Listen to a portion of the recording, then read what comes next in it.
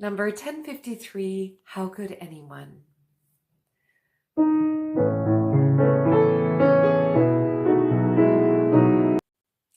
Number 1053, How Could Anyone?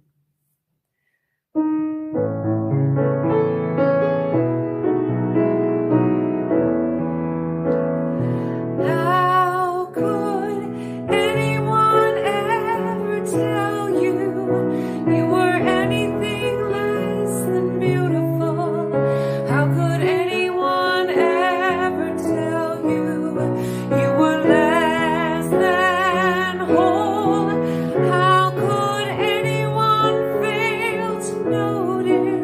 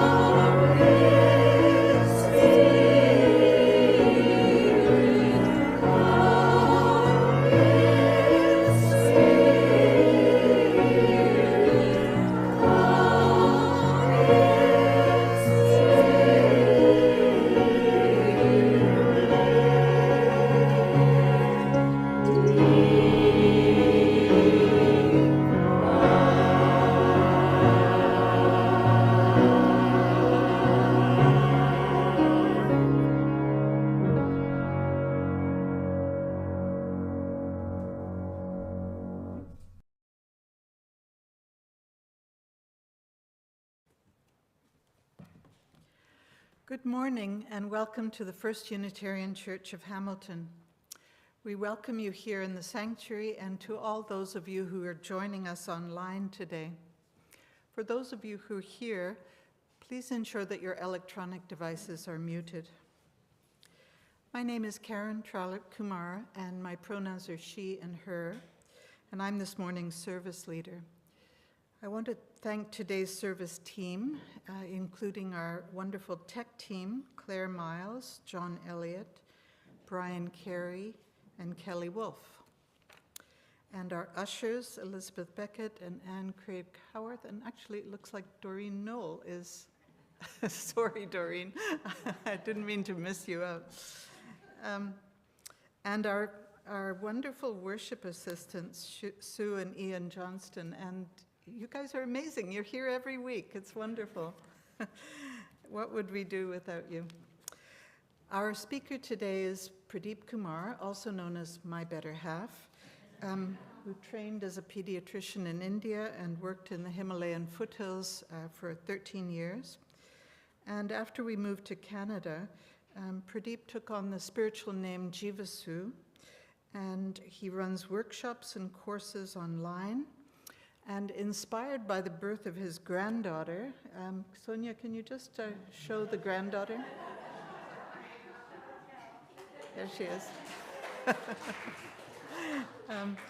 He's now exploring ways that a child can become body-wise and self-aware. And Pradeep is the founder of the Soma system of teachings.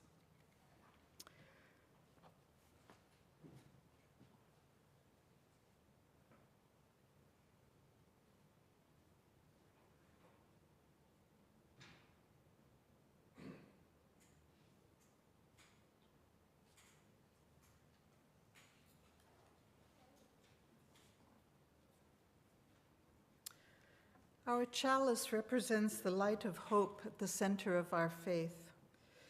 The spark of this flame draws us into our time of worship and community. Please join me in my chalice lighting words. May this flame be our light of friendship and love. We welcome you today, whatever the circumstances of your life, in the many ways we identify as people, and in the diversity of how we live and love.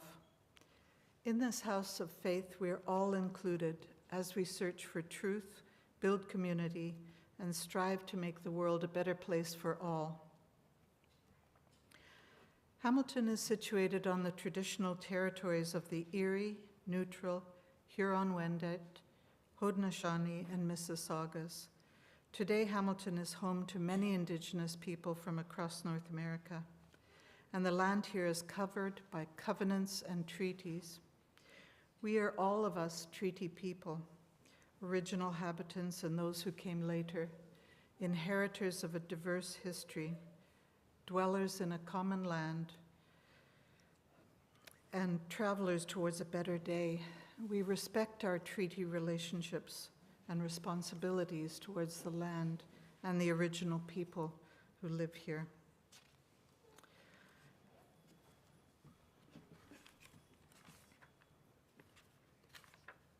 Our call to worship. Give us the spirit of the child. Give us the spirit of the child. Give us the child who lives within, the child who trusts, the child who imagines, the child who sings, the child who receives without reservation, the child who gives without judgment. Give us a child's eyes that we may receive the beauty and freshness of this day like a sunrise. Give us a child's ears that we may hear the music of mythical times. Give us a child's heart that we may be filled with wonder and delight. Give us a child's faith that we may be cured of our cynicism. Give us the spirit of a child who is not afraid to need, who is not afraid to love. We'll be singing hymn number 1053 in the Teal hymn book, How Could Anyone? Number 1053, How Could Anyone?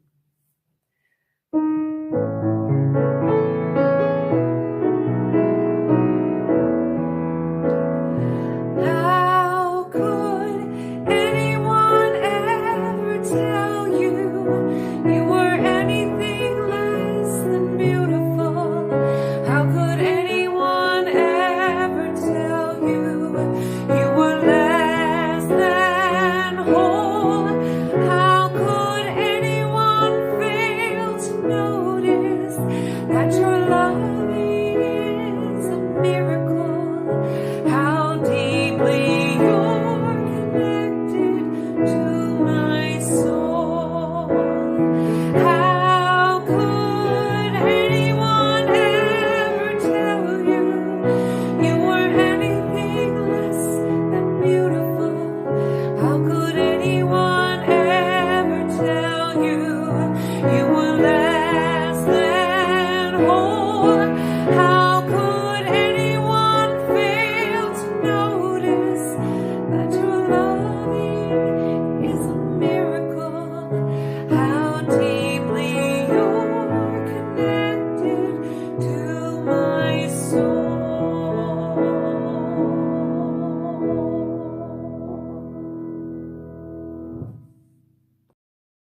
Tim to come up and read the story for all ages. And thank you, Tim, for finding a story that's just perfect for the occasion.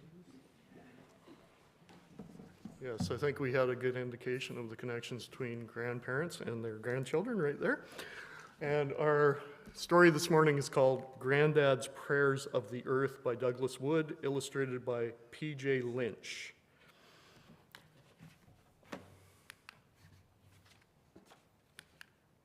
There we go.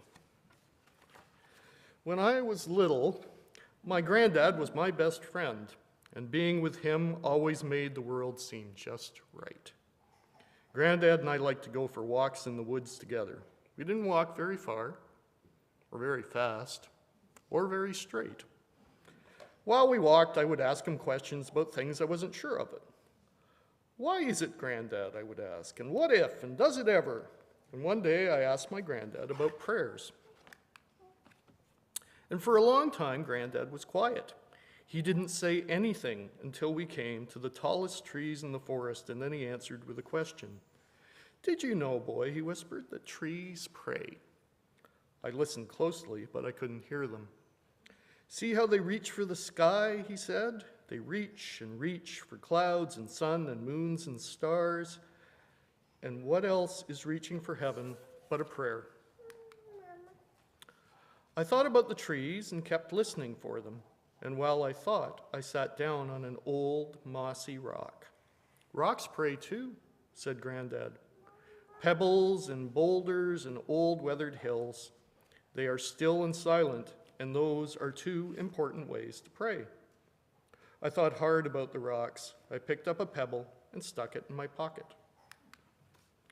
We walked a little further and came to a small stream, and the water splashed, and tiny fish hovered in the shadows.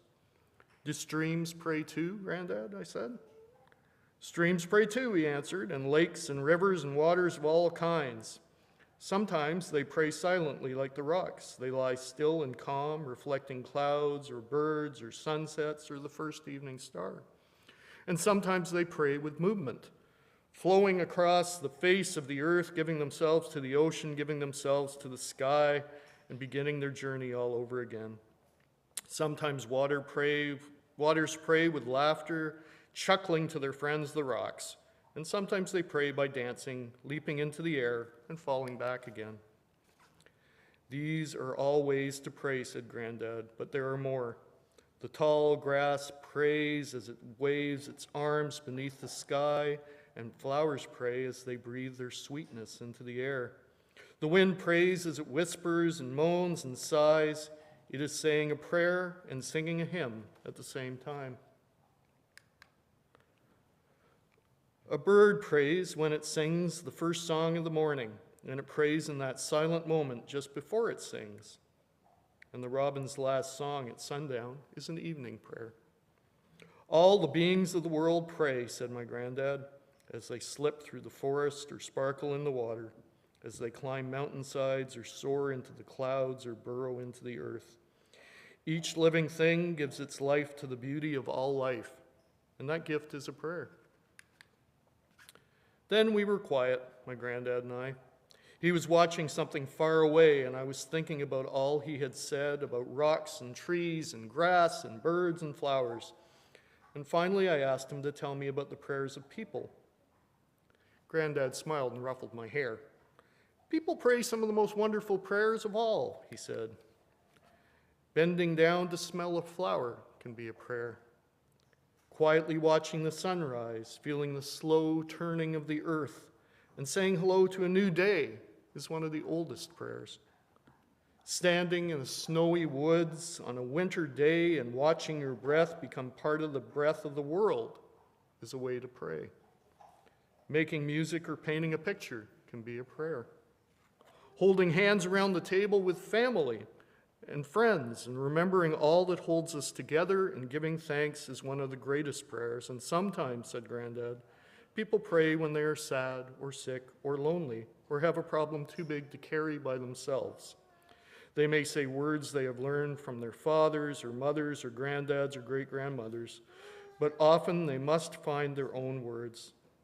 The important thing to remember is the words will always be right if they are real and true and come from the heart. We had walked far enough, and Granddad said it was time to go back, but I had one last question. Are our prayers answered, Granddad? I asked.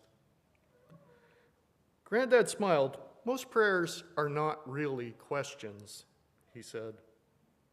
And if we listen very closely, a prayer is often its own answer. Like the trees and winds and waters, we pray because we are here, not to change the world, but to change ourselves. Because it is when we change ourselves that the world is changed. My granddad and I went for many walks after that one, and I often listened for the prayers of the earth, but was never sure I heard them. Then one day, my granddad was gone. And no matter how hard I prayed, he didn't come back, and he couldn't come back. I prayed and prayed and prayed until I couldn't pray anymore, and so I didn't for a long time. And the world seemed dark and lonely without my granddad in it.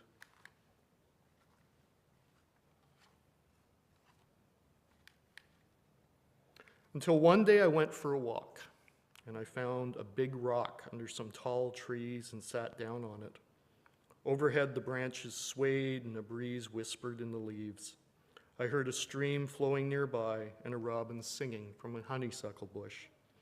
And I heard something else too, something in the sound of breezes and birds and water. I heard prayers. The earth was praying, just like my granddad said. So I joined in. Thank you, I prayed, for tall trees and sweet flowers and still rocks and singing birds, and especially for my granddad. And as I prayed, something changed, and my granddad somehow seemed near. And for the first time in a long time, the world seemed just right.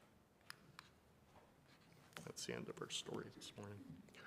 Next Sunday, following our service, we will be doing a cleanup and sort of inventory and reorganization of the Rainbow Room and all the CYRE stuff. I would invite anybody that would like to join us who feels like they want to give us an hour or an hour and a half. Grace and I will be there, and Max will be there, I believe, too, maybe, yep.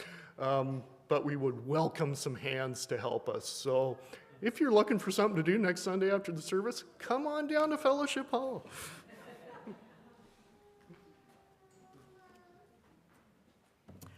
We don't have any kids today except for that one special little kid, the cutest grandchild in the world. So we won't be singing the kids out, but I hope everyone enjoyed that children's story. It was just beautiful. Thank you so much, Tim. So now for our time of contemplation. In these moments, I invite you to relax, close your eyes, and breathe deeply. Following our reading, there will be a few moments of silence, followed by music. During the music, you're welcome to come up and light a candle of joy or concern. This morning's reading is called Body Blessing by Lisa Bovey-Kemperer. May you be blessed with wisdom, knowledge, and understanding. You have been blessed with reason. It is your call every day to use these gifts. May you be blessed with voice. May you learn the complex nature of truth-telling. You are challenged every day to seek the joy that comes with sharing your truth compassionately, as well as listening deeply to the truth spoken by others. May your heart be full and blessed with love. May you know the agony of heartbreak as it is intertwined with the elation of true love. May you heed the wisdom of your heart. May you live into the full expression of your identity as a human being, embracing your true sexual and gender identity. May you always retain power over your own being, striving towards mutually fulfilling and just relationships. May your hands be gentle and strong. May you use them to carry light into the darkness and rest to the weary. May your hands always find the place of greatest need, beginning with your own. May you be guided by compassion and truth, justice and love. May you find rest on your journey when you are weary. May you be blessed in all things and carry blessings with you wherever you go.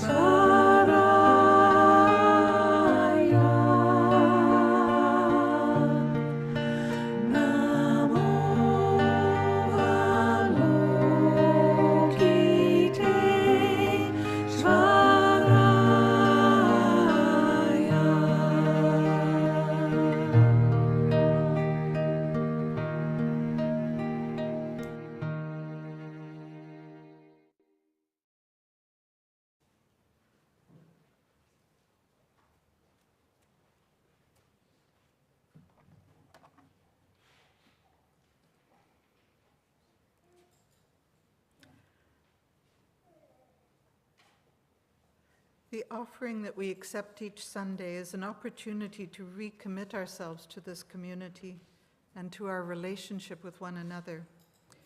When we give, we say yes to something we value. With gifts freely given, may we say yes to the values of our faith. We will now receive our offering while we listen to the musical selection, All Lifted Hearts.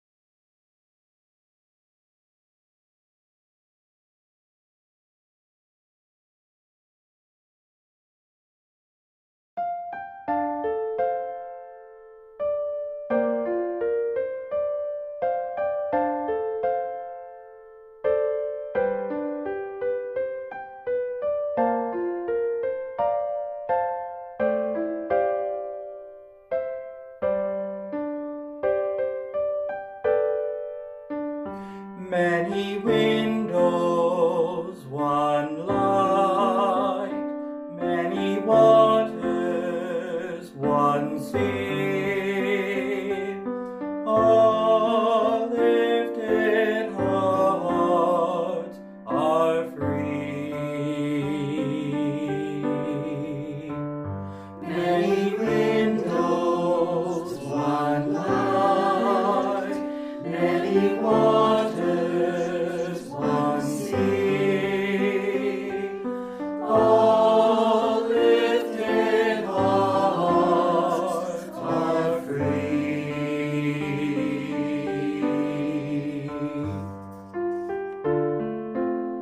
In the Talmud of the Jewish tradition, the sage Hillel said, "What is hateful to you, do not do to others." This is the whole of the law. All the rest is commentary.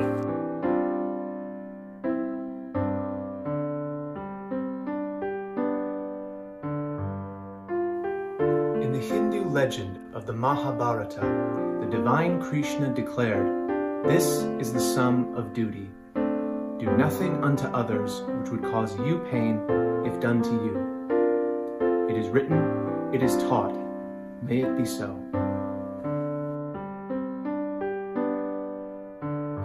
Many windows, one light, many waters, one sea. All lifted hearts are free.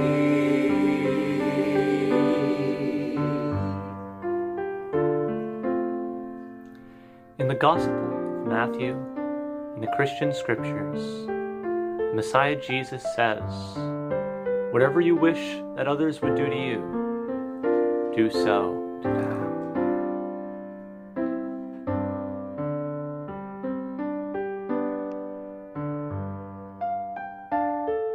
In the Buddhist text of the Udanavarga, the student is urged, hurt not others in ways that you yourself would find hurtful.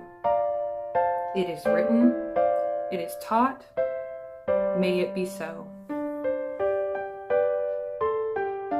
Many windows, one light, many waters, one sea. All lifted hearts are free.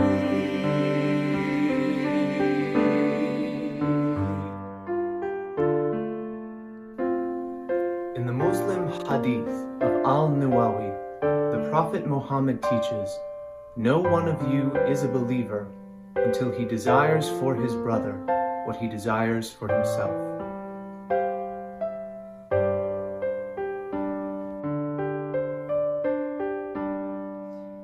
In the Tai Shang Treatise of Taoism, the seeker is instructed, regard your neighbor's gain as your gain, and your neighbor's loss as your own loss.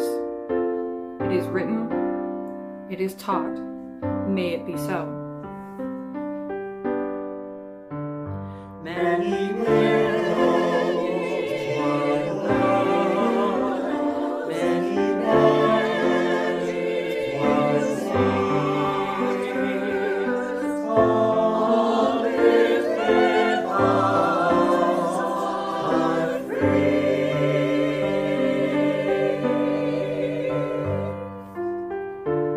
In the ancient wisdom of Shinto, there is a saying, the heart of a person before you is a mirror. See there your own form.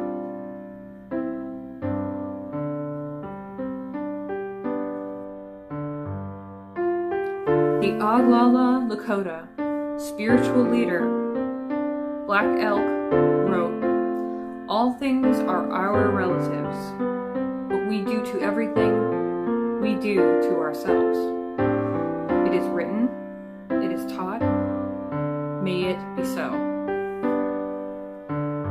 Many willows, one love, many waters, one sea, all lifted hearts are free.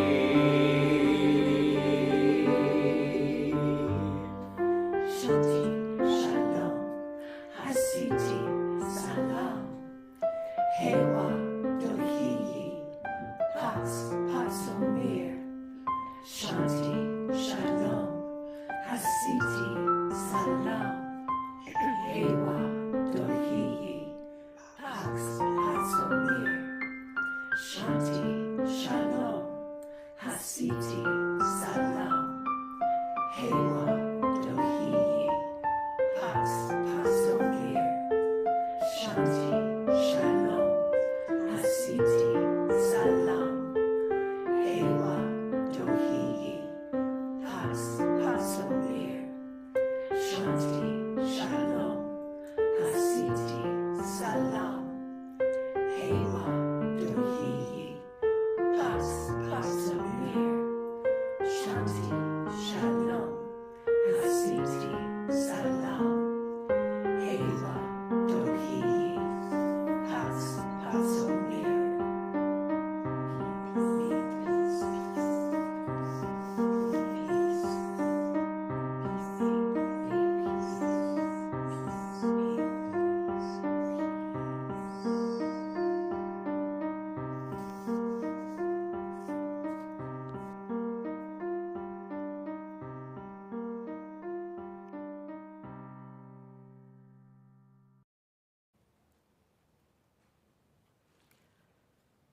Your gifts in support of our ministries to one another and to the community are appreciated. Thank you.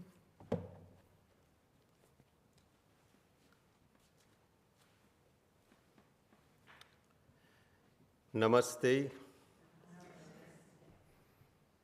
and thank you for joining me.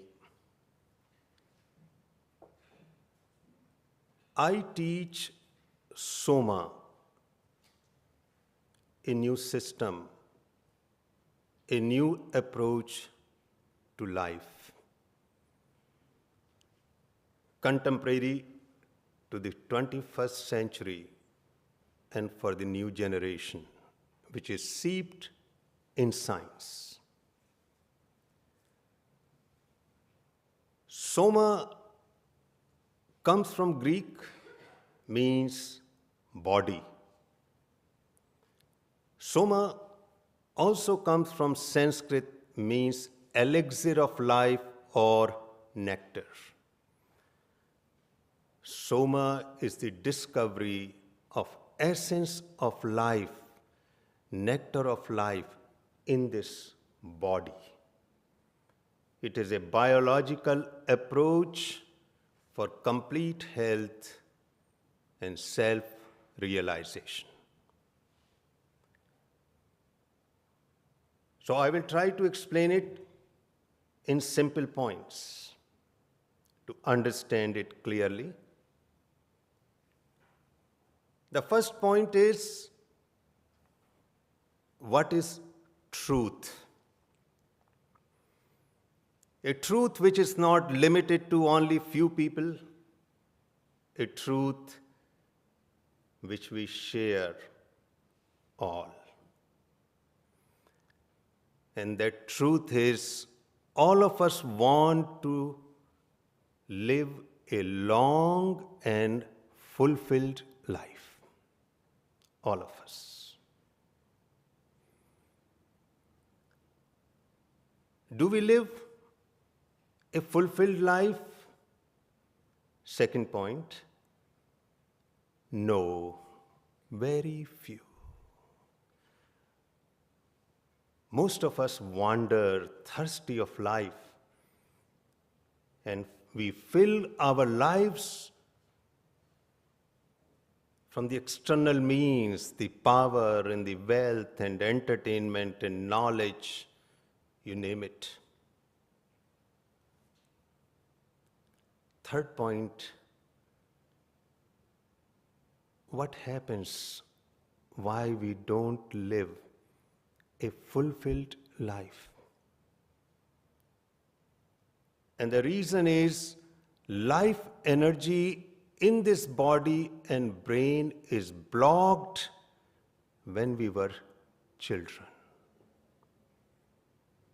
Basically, it all finishes by the time we are 8 to 9 years old. Rest of the life, whatever was laid down in those first or 8-9 years, slowly unfolds. And we try to overcome it, and some of us can or did, but many not. Fourth point, can we unblock this life's energy in our body and brain? Yes. Because this is nothing metaphysical, religious, mystical, or mythical. It is a fact of our body and brain. Because this life flows in this body 24 hours, whether we are awake, dreaming, or sleeping, when we are not aware about our body. This life is very biological, which we share with all living beings. How we can unblock this life within ourselves? That is the whole system of Soma, one of the many. And what is the process? Number one, passion. Unless we have passion for something, we will never succeed. We need that motivation, a dedication, honesty, earnestness. Otherwise, exploration of life becomes another chore, another thing out of many millions we do during our whole lifetime. Passion. Second is practice. There are certain methods. And the third one is personality. We are born with our innate personality, each one of us, because that is the rule of nature, that it never creates two things, 2 grains of sand, 2 leaves on a tree, 2 snowflakes in winter, ever the same. And instead of maintaining that uniqueness, we become the part of a crowd. We become Canadian or American or Indian, we become Christian or Unitarian or something else, because that helps society to maintain its stability. Individual and unique is a danger to any system, any organization, at any level. So that is the third part. It's not very complicated. But today I'm going to talk about children, because that is the theme. Because all this happens, as I said, by the time we are 8 to 9 years old, because 90% of our personality is laid down. Before formal schooling seriously begins, education is done. Rest of the discipline subject, what we call education, is a rote learning, is a mechanical learning. I can become a doctor, I can become an engineer, I can become a professor, I can become a religious teacher. That doesn't need tremendous intelligence. It is a mechanical intelligence, and that is why it will be replaced by artificial intelligence, all these professions. But there is something so unique, that living intelligence of life, which machine will never able to imitate or even touch remotely. So be assured, no matter how much this artificial intelligence grows, it will never able to surpass humans, because we have something so extraordinary. And it started with the first cell born on earth more than 3 billion years ago. So in order to feel fulfilled, to live a long life, we have to connect to that intelligence. I myself became a pediatrician, but in second, third year, I realized to become a doctor need only a mechanical intelligence. You read the book, you see the patient, you memorize everything, and after 1,000 to 2,000 patients, you start diagnosing. It doesn't need tremendous talent. So we must go to our childhood. A child is born with unique life energy and fully active body. A baby is brimming with extraordinary, explosive energy. Fully alive, living in this moment. But then something happens around the age of 2 years. In a child emerges a sense of I or ego. This is the most critical event in human life about which very few psychologists, pediatricians talk about. Because once this sense of I, self-awareness emerges, child is separated from the rest of the universe, because this creates a boundary. I, ego, is a boundary. Child is disconnected from the rest of the life in the universe. So child is disconnected with the body and it is increasing. Two things happens. Number one, fear of death. Fear of death in a child appears around the age of 2. First of all, it is a fear of death of others. a pet, a toy, grandma, uncle. Child realizes they disappear and they don't come back.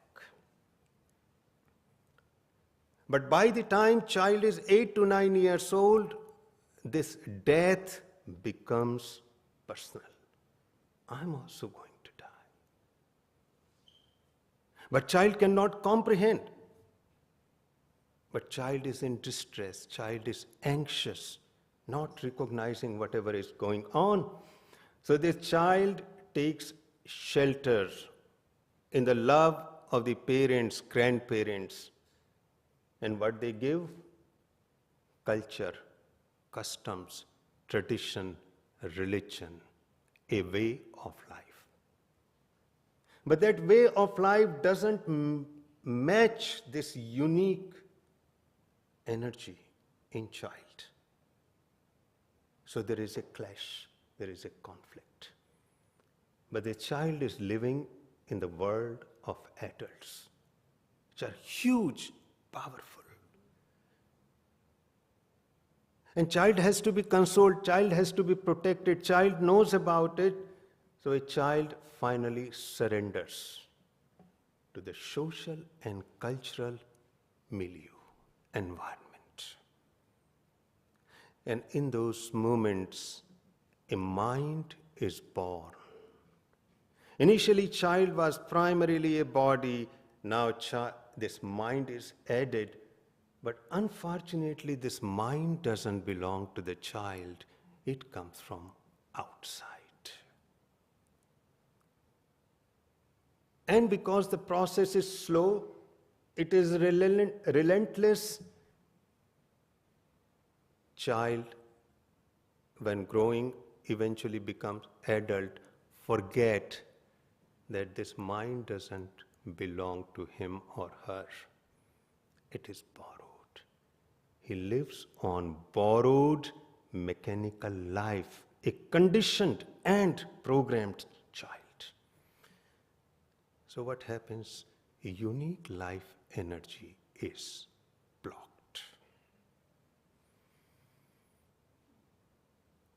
So a very free, delightful child, a child who was living moment to moment, becomes a dissatisfied, discontented, restless adult.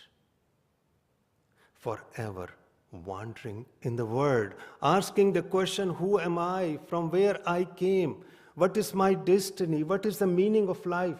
Why I am here? All the philosophy, politics, and religion, they talk about it. But ultimately, the answer lies in me, because this energy, as I said, is not mystical, it is not religious, it is not connected with God. We invented God in order to explain certain things. It is in this body and brain waiting for us. Many people never realize this, but nature is not cruel. And it brings a moment when this whole life energy becomes active. And that is at the time of death. Because at the time of death, this mind which supported us cannot function. Death cornered the mind. Mind has no escape. Before that, there were so many escapes in religion, in philosophy, in science, in politics, in economics, millions of things we do, we escape. But there is no escape, because this is the last moment. And as soon as the mind is no more, this energy is unblocked. It flows through the body and brain, and first time scientists recorded it in the form of gamma waves. Gamma waves are the waves of enlightenment, as were discovered in Catholic nuns, some of them, and Tibetan monks. So, to raise a child is a great work. The way people raise the child is not enough. Something has to be added. Why this question came to me? Because I made the same blunders, mistakes which any parents make. When I discovered this life energy in myself at the age of 40, I became aware of it. And then granddaughter was born, Avni. So the whole question was, what I'm supposed to do with this tiny life? Can I do something after a direct experience? And the direct experience was that child which I left almost 60 years ago became alive in me. Because the child was conditioned and programmed, but that child's energy can never die because energy never dies. So out of that was born this whole Soma child. What we can do. And out of that reflection, experience, insight came that if we want to raise a happy, wholesome, body-wise child, we must give them roots. So I'm not condemning that to raise a child in a particular religion, in a particular country, in a culture or custom is bad. But that is only the half of the story, because that is absolutely essential, because we know rootless children, they suffer from a variety of mental and physical health problems. So giving them the roots are very important. But simultaneously, we must give them wings also.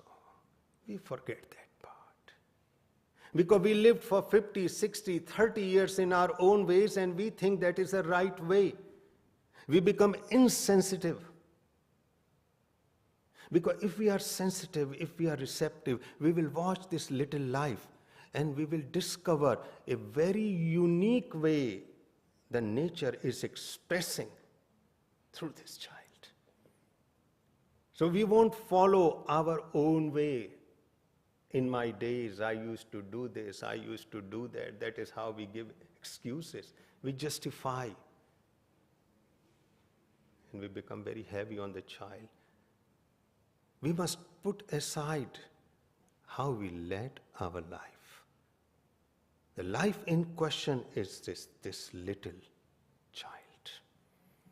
And if we observe, if we become sensitive, we will find that this child is expressing something extraordinary, miraculous, unique. And now we can guide that child. Still child needs guidance, but according to that life which is expressing through this child.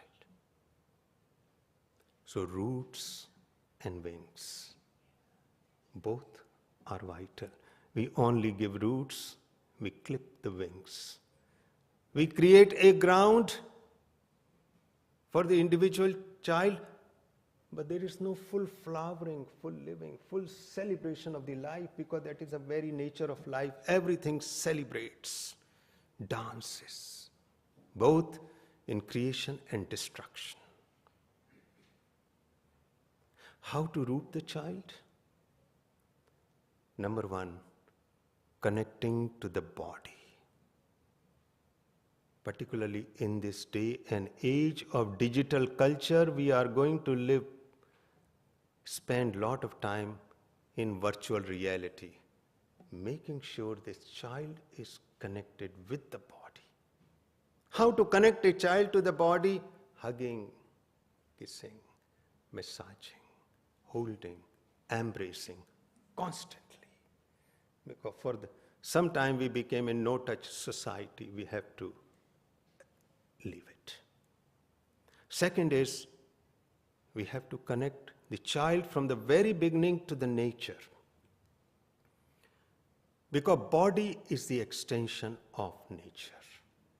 If a child is connected to the body, child will be connected to the nature, not for pleasure. How wonderful forest is. Forest doesn't want that appreciation. Forest want to be protected, to be respected.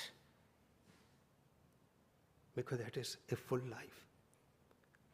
So connection to the body is the first component of rooting. Second one is emotional love and security. Because once we do that in first few years, the child will be emotionally secure, safe, and intelligent. This child will have capacity to receive love and give love in adulthood. So many people can't do that. That is why relationships break down. They are so excellent in their profession. They can analyze, reflect, write, but they don't feel because something didn't happen in their childhood. So connection to the body, emotional security and love. And third is give a child sense of abundance. Abundance, not a deficiency mode.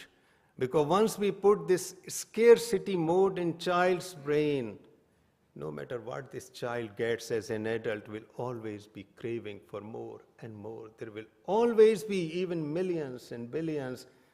And as we see our corporate leaders, they have everything, still they won't mind exploiting anyone for a little extra gain. They are suffering from scarcity.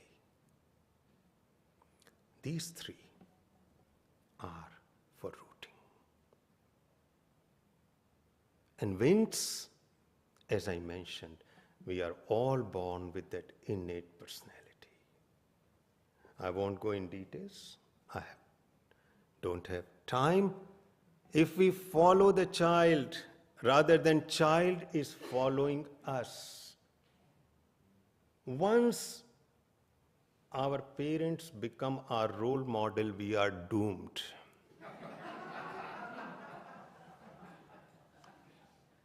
We can learn from them. We should never follow. When we follow anyone, we will miss ourselves. So that innate personality. Because then this child, when he or she will grow beyond the age of 25, become economically independent, will say, now I have enough survival and security. Now I am going to unblock this life within me. I'm not going to follow anyone but myself. And at that point, this life energy will be unblocked. In my case, I experienced it at the age of 40. So I was born at the age of 40. So I'm only 28 years old.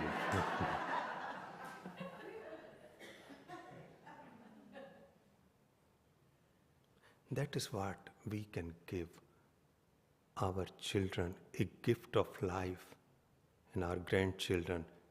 And even when we die, we will be no more. We will be taking care of them because we unleashed, unblocked something so beautiful, that original intelligence of the universe. It will be a lifelong gift. And for this purpose, we are doing many workshops, seminars, in person, online. If anyone, they are all free. If anyone would like to join and explore it fully, as I said, it is nothing mystical or metaphysical. It is purely a neurobiological process based on science. So you are welcome to join us. And I will conclude this talk with 3 lines in Sanskrit. I will chant and I will tell you the meaning. Ojas Sharde Shata Shanti Sharde Shata Anand Sharde Shata Tojas Sharde Shata. The meaning is, may we all live beyond 100 years, but with vitality and vigor. May we all live beyond 100 years in peace. May we all live beyond 100 years in bliss. So idea is to live as long as possible, but with vitality, in peace and in bliss. Thank you very much.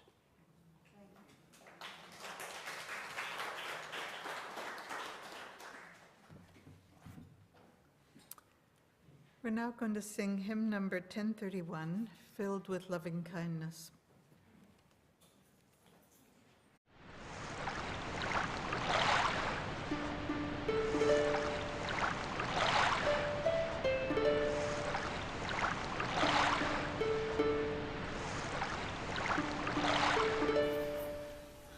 May I be filled with loving kindness. May I be well. May I be filled with loving kindness. May I be well. May I be peaceful and at ease. May I be whole. May you be filled with loving kindness. May you be well. May you be filled with loving kindness. May you be well. May you be peaceful and at ease. May you be whole.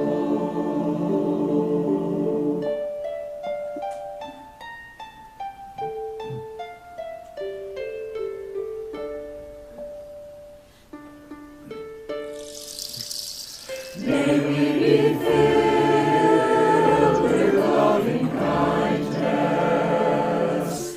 May we be well. May we be filled with loving kindness. May we be well.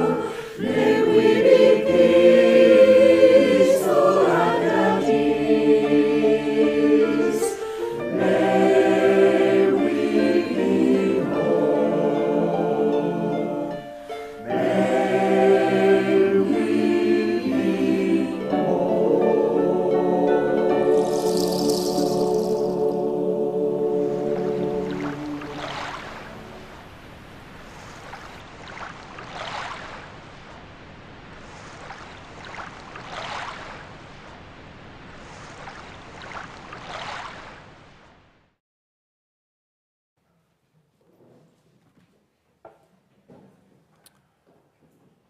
I wanted to share a sorrow submitted by Ginny Megan. Today's the 78th anniversary of the bombing of Hiroshima. May we remember all those who died as a result of the bomb, as well as all wars, and in a larger context, how much has been taken from societies everywhere by the military-industrial complex. Thanks, Ginny, for sharing that.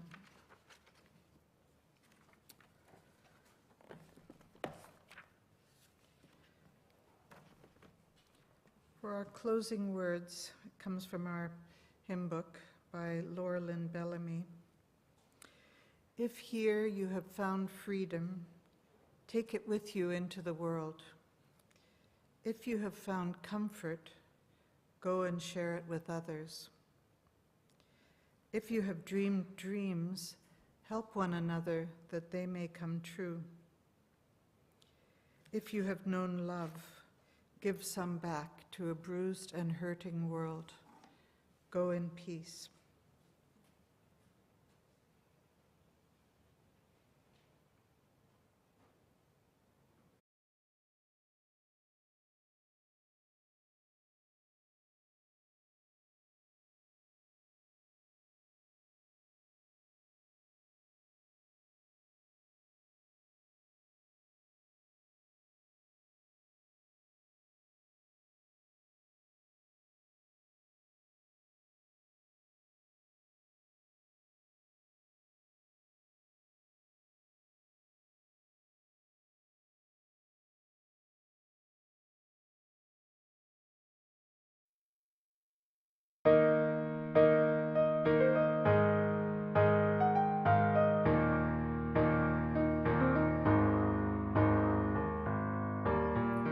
River of love, wash over me.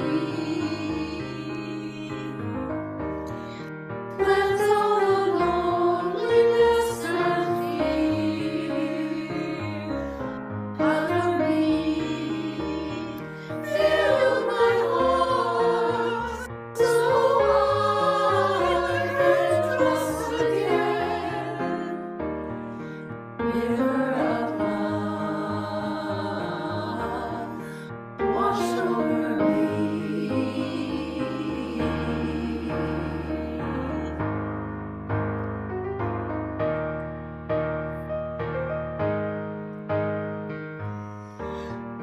River of peace, wash over me, over me.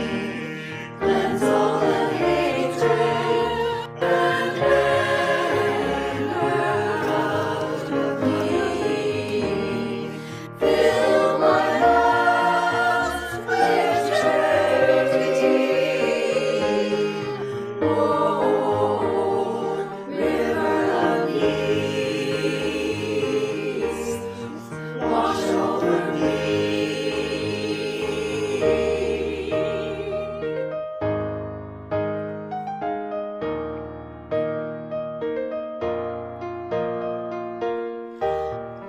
River of light, wash over me, over me.